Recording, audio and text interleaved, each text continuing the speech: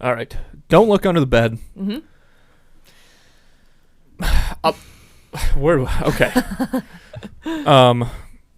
I remember this was one of the, because Halloween time, if you weren't watching Disney Channel at Halloween, you were a nobody. Yes. And this was one of the premier Halloween Disney Channel originals that I never saw because the preview commercial for it looked so scary. It was the only one. And how old would you have been? Probably like 8. Okay, yeah. Or because I know they play like these that. things, like year after year. Oh yeah, they played. So Ton of times. Yeah. I mean, they were still trying to fucking throw a can of worms at us back then. You know what I mean? Yeah. So this one I never saw, and then I watched it. I got high like around Halloween, and I was like, you know what? It's time. It's time to face my fears on this one. Put it on. I liked it this time way better than I did that other time. Yeah, I can imagine. I don't really know what I was thinking that first time, but this one, we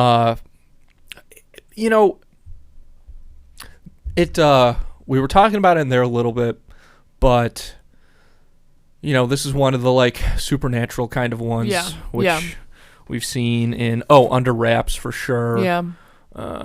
Can of Worms, 13th Year.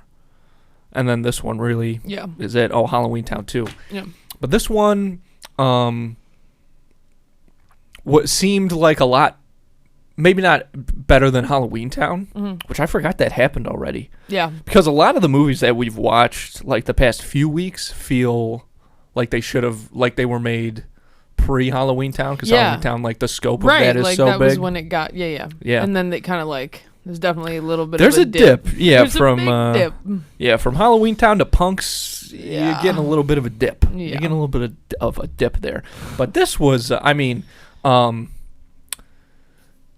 use of the narration was new. Yeah, and I feel like it was good, like used well for like a kids/teen movie. Oh, 100%. It wasn't like yeah.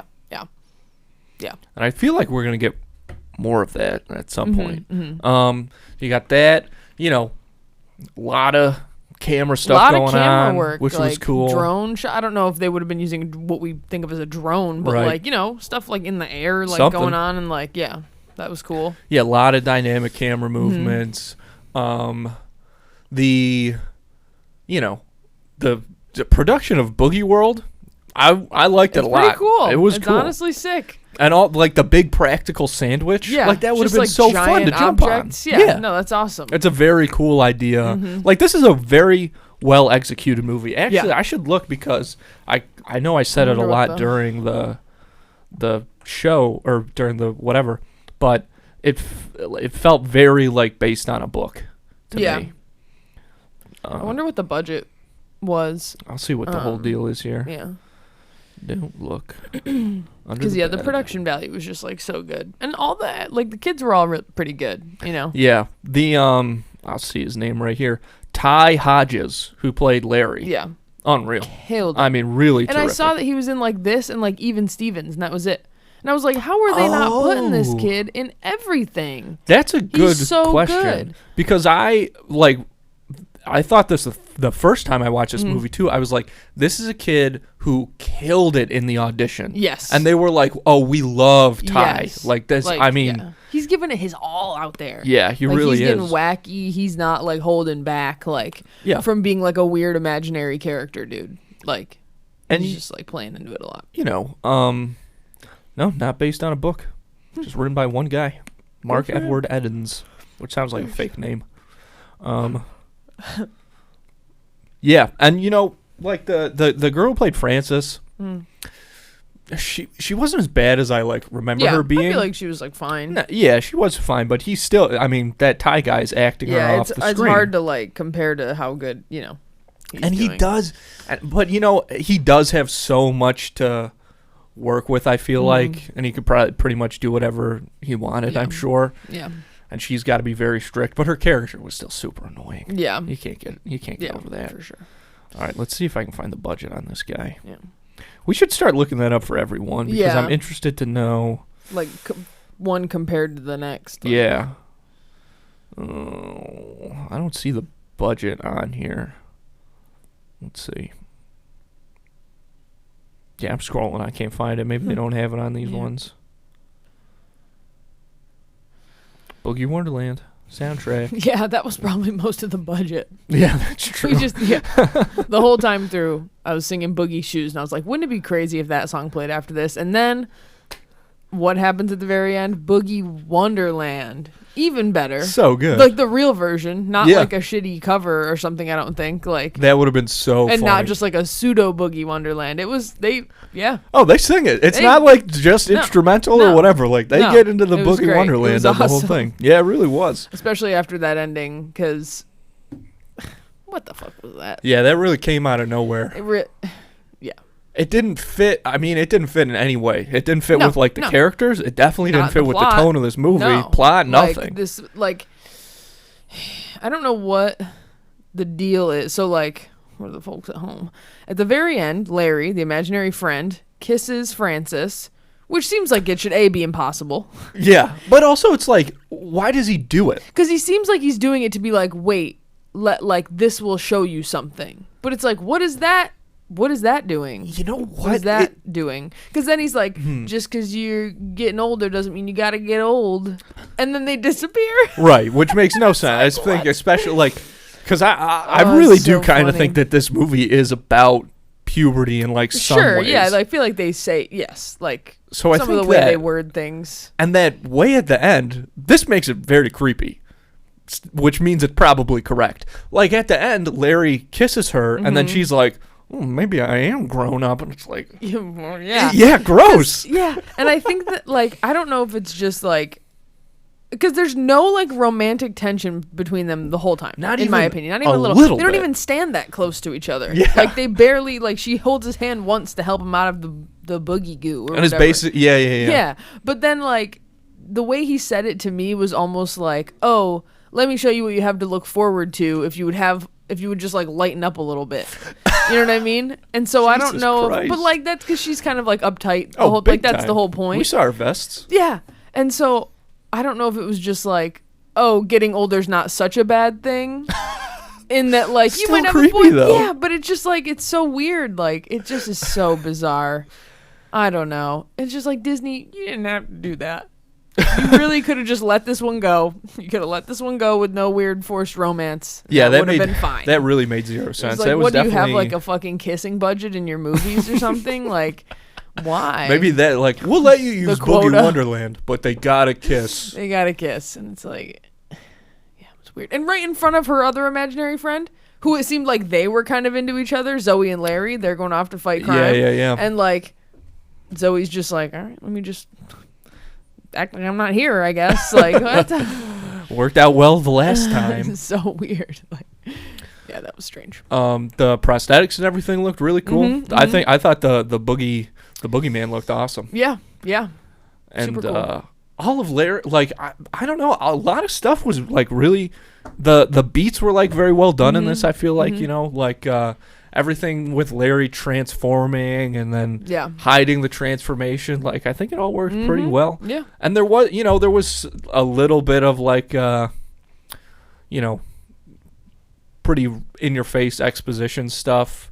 Because, it's a kid's movie, whatever. But it really didn't feel like that bad, No, it didn't feel like dumbing it down at all. Like, it felt, I liked it. Yeah. It felt like a movie. That's how I always get, like, I watch this and I'm like, does this feel like a real movie? Or does this just, like, this felt like a real movie? Yeah, it really did. It just, like, all flowed together. Yeah. Like, one scene to the next and no weird, like, one-liner transitions and, like... Yeah. Not for lack of trying. Larry did give it his all on those one-liners. Dude, eventually I was like, Jesus Christ, Larry's got one for everything. Yeah. Like, he's getting his ass beat by the Boogey Man, and he's still, like, pulling it out. Yeah. I feel like there was something else that I was thinking of in there, and now I can't. I'm sure it'll come back. Oh, the parents. Yeah, parents. Yeah, you said that you thought the mom was, like, really good. I think so. Because, like, she's walking that line of like, I want to believe my daughter and she's having a hard time and maybe it is my fault. And like maybe we didn't listen to her enough, while also trying to like tell her like, hey, if you are doing something bad, you need to not do it anymore. Yeah. But I know you might not be, or you might be doing it because you're sad, you know. Right. Whereas the dad was just like, I don't know how to deal with all this. Like, yeah. Yeah, that's a good point, because at first when you said that, I kind of didn't agree with you, but I think it's just because I feel the way that actress played it was a little like ditzy kind of. Sure, yeah, she acts a little. She's very like hippy dippy. Yeah, like she's an anthropologist, I think, cultural anthropologist. Right. Her job was, and her like Midwestern accent, but she's wearing like a kimono and like the hair. Yeah, and, that was weird. She was very like, yeah, I got like just hippie-ish vibe. Big time. Yeah. But yeah, you're right. She was pretty good. She was doing gentle parenting before the term. Yeah, you know yeah. Yeah. The dad, whatever. Yeah, the dad was funny, though. He was being like kind of a 90s dad, sort of. Yeah. 90s sitcom dad. And compared to other dads, he felt a lot more natural in the role, even though he might not be as good a dad as, say, like Dave Coulier, Yep. Which who is. But it felt like, felt like true to that character, like he was believable, I guess, what I'm trying to say, which kind of takes a little bit of the, although I guess that's not true, because you missed Johnny Tsunami. You're right, which was phenomenal, but that dad was the worst dad. Maybe I should go back and watch that one. For dad no, comparison. Probably not. But I mean, maybe for science, I guess. I don't know. But it is a solid movie. Yeah. But yeah, what you said about this feeling like a movie, very much so did, especially when we compare it again to the other like supernatural kind of ones. Like this could have been on ABC Family. Oh yeah, for sure. If they had, because even like the production set of Boogie World was like really cool and like big and stuff like that. So yeah, kind of no problems there. Not filmed in like California. The fucking mountains in this place. I was like, man, you really just think about like people go to school every day and it looks cool as fuck. Yeah, it's messed up. But that's kind of like, I mean, it's kind of like around here. Like I couldn't give less of a shit about Niagara Falls. Yeah, and every time true. people come into town, from wherever, they're kind of like, well, we go check out Niagara Falls. It is one of the wonders of the world. Like, I don't care. I guess. Yeah. Those mountains were cool though. Yeah. So. But it was just, I'm assuming it was in like Colorado, but I guess you were saying like which one was that Johnny Tsunami where they're snowboarding? Yes. Yeah. Which that I bet you that's supposed to take place in Vermont. I bet you they shot in like Vancouver or something. Maybe. I don't know if Vancouver was as big of a town as it is these days back in '99. At Vancouver, that's Johnny Tsunami's town, baby. It'll never be the same. Let's see. Oh, we did get a gun. Yep. We got a couple guns. Larry's got his 6-shooters. Yep. He didn't fire them off, but we did get a gun. That definitely counts, which is awesome. We should actually put check marks next to the ones that have guns so that we remember. Because I know Under Wraps had a gun. Yep. You Lucky Dog. Dad had a gun. Someone got shot in that movie. The dog got shot in that movie. That's insane. That was crazy. Brink didn't have a gun? They fire a gun at the starting line of the race. And we were like, that counts. Okay, so that's 3 guns in a row. Yeah. Halloween Town, no gun. No traditional gun. Yeah, not in the traditional sense. Xenon? Did they have like laser guns? No, I don't think so. I don't think they had. I don't think there were guns of any time, of any kind. Can of Worms. Not that I can remember. 13th year, probably starter pistol again. Because they were swimming. Yeah, because weren't we like, did they shoot a gun off inside just now? Yeah. Smart House. The house has a gun. The house has a gun? That sounds right, but I don't think that happened. No. Johnny Tsunami. Fuck, Jake would remember if there was a gun, but sure. I can't remember. Geniuses or Genius. I don't think so. I don't. You don't fire a gun to start a hockey game.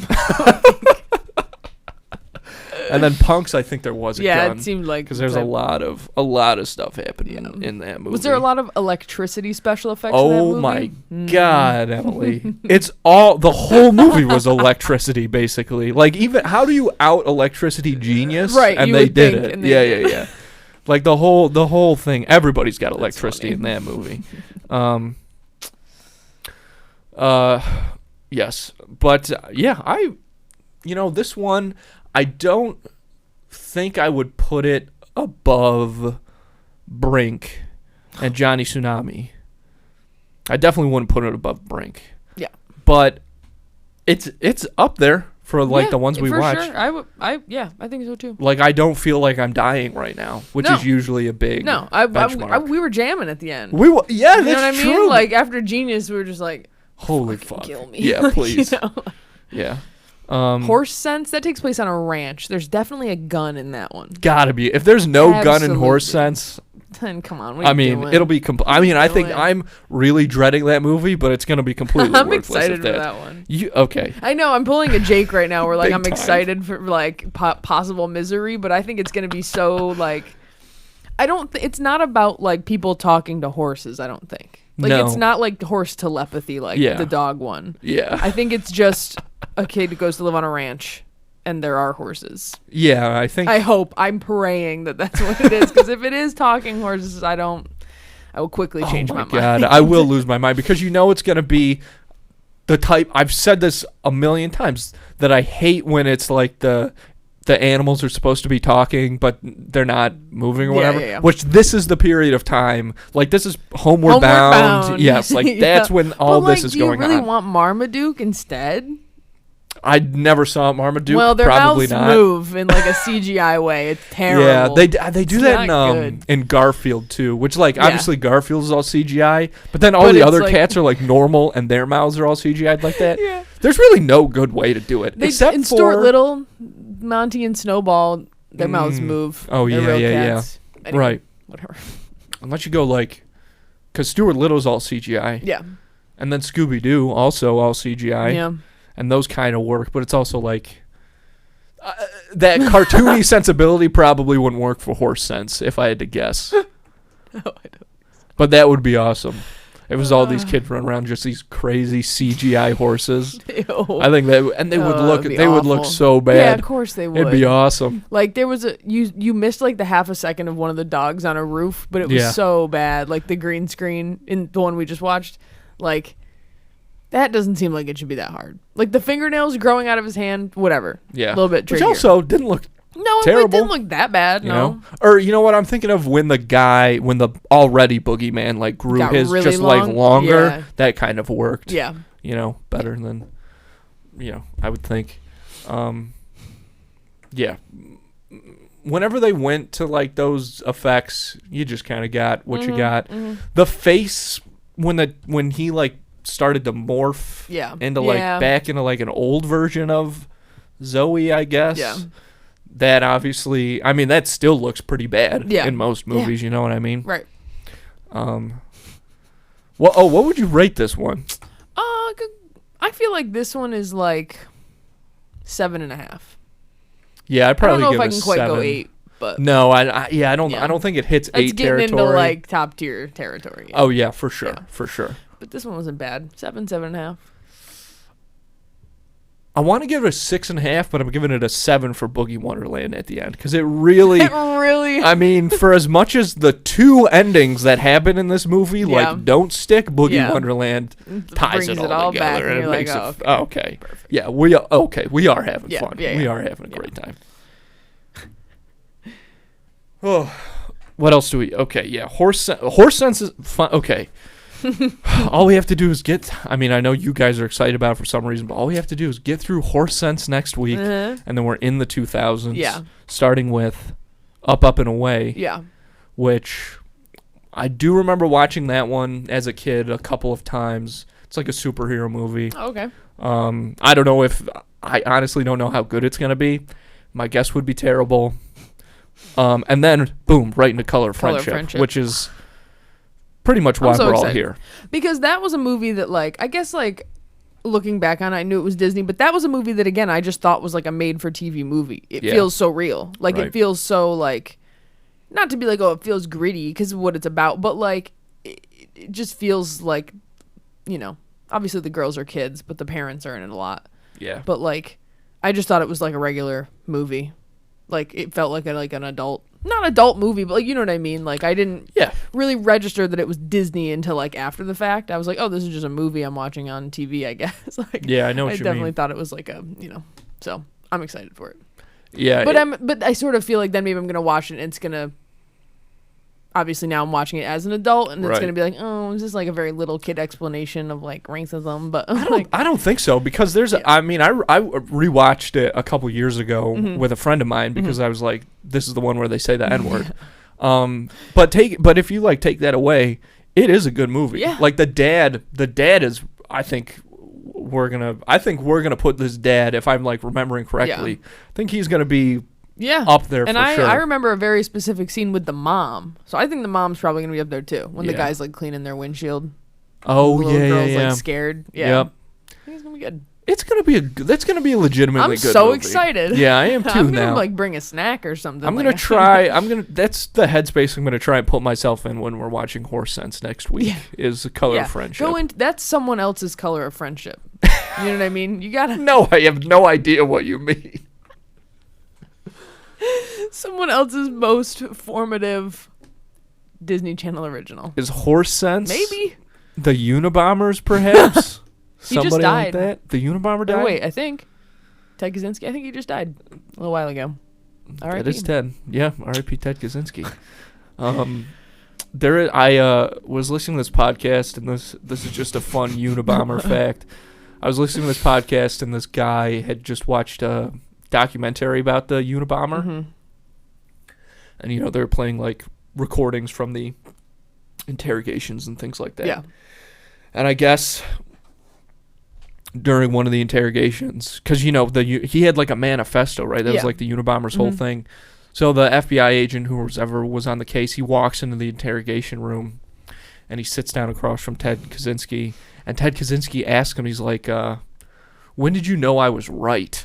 Is what he says to this guy. And then I guess there's this pause, and the FBI agent goes, I was sitting at a red light at like 3 o'clock in the morning, and there was like nobody around, but he was still like stopped at that red light. Yeah. Interesting, because he was like all like anti-technology and stuff, right? The Unabomber, I think. That sounds right. I mean, just based on that. Was gonna like ruin everybody's lives, and he hated the internet and stuff like that. Dang. His brother like turned him in because they had posted his manifesto like publicly to be like, hey, if anybody knows who like wrote, I think this is what happened. They're like, if anybody knows who wrote this, like let us know. Yeah. And so call in. Yeah, Ted Kaczynski's brother was like, I think Ted wrote that because it was like the exact same things he heard his brother say. Damn. I think he was the one that like tipped him off. Jeez. You used to be able to go visit his hut, his like shed. They like put it in like a FBI, I don't know, some kind of like storage facility. They just picked it up and like moved it. You can look up pictures of it. It's like inside, but then it was like at a museum, and I don't know what happened after that. Jeez. I don't know if they like got rid of it or whatever, but you could just like look. I mean, that's a pretty creepy looking, like in a way. That's an intense museum exhibit. Yeah, I think it was like a crime museum or something like dedicated to like stuff like a that. Murder museum, stuff like that. I know, freaky. Stuff like that weirds me out a little bit. I understand like having like a weird, like macabre, like interest in that as a person. I think some people take it a little too far. Yeah, it's like you're bordering on like being a weirdo. Yeah, if you're opening up a museum like that. Yeah, I feel like chances like it are depends the angle you're taking with it. But like, right. Are you trying to be educational or are you trying to be like, whoa? Yeah, I feel like that's a conspiracy theory. That's a very tough line to walk, though. You know what I mean? Yeah. I feel like you'd probably get more people protesting, thinking that it's like a glorification somehow of this sort of thing. Yeah, that's a tough line to cross. Well, anyway. Yeah, I know. What a finish to Don't Look Under the Bed. Yeah. I feel like, hey, Ted Kaczynski, in a lot of ways, he was the boogeyman for a lot of people. He kind of looked like it when they were pulling him out of the woods. You ever seen him? No, I've only seen like the sketch, and Will Ferrell played him in this great Saturday Night Live sketch where it's Ted Kaczynski's like 10-year Harvard reunion. And and it's awesome. They got Will funny. Ferrell all dressed up in the orange jumpsuit, and then he like, and you know he's like chained up. Yeah. And the agents like bring him in or whatever, and then this guy comes up to him, and he's like, "Don't tell me, don't tell me." He's got like the Ted Kaczynski name tag, and he's like, "No peeking." It's really funny. It's a great sketch. Funny. That sounds funny. Anyways, any closing thoughts on Don't Look Under the Bed? No, other than it was good. Yeah. It was good. By far not the worst. I'd agree. Good movie. Mm-hmm. If you're revisiting Disney Channel Halloween classics, I would say put it on the list. Yeah. You know? Yeah. Definitely. Mm-hmm. And shout out to... Ooh, do you think Larry is the best character in any of these movies? He is definitely up there. Yeah. Yeah, he's definitely up there. He's certainly the most enjoyable to watch, I Yeah, think. for sure. Yeah. Just, like, makes the whole thing so much more fun. Yeah. But best ranking characters. I mean, it's an interesting question, I guess, because a lot of them are very similar. Yes, because they are just following like sort of same-ish like tropes. Yeah, I mean that's the whole point of all these movies, basically, right? Yeah. You know just what I mean? Let's teach kids a lesson over and over again. Yeah. Which is whatever. That's like what you do when you're a kid. It's like the point of most of what adults show you when you're little. Power of friendship and whatnot. For this one, this and that. It's okay to imagine stuff. Whatever. Yeah, I did feel like the message got a little muddled at some points. It's like, should you grow up or should you not grow up? Yeah. Because then she was like, "Oh, I have you guys back," and they're like, "Psych." Yeah. Now you actually have to grow up, and it's like. But then Larry's last words to her, like, you get old, but you don't get old. You don't have to act old. Whatever. I guess. Yeah. So I don't know. And then she went back to 8th grade. We never see her friend again. Oh, yeah, I know. Joe, she probably fucking killed herself. She was like so embarrassed. So embarrassed in front of the whole town. Yeah, because like you said, you pointed out, nobody picked up those flowers. No, nobody picked up. They were there for days. Yep. And it's like, really? You couldn't have just... Yeah. They were planted last night. Yeah. They're not like rooted in there. Just go grab them. Yeah. You know, like rearrange them. At least bring them to Joe's gravesite for her or something like that. But anyways, yeah. Let's close it out right there. Mm-hmm. Yeah, we hit everything. Okay, just going through the checklist real quick. All right. Bye. Bye.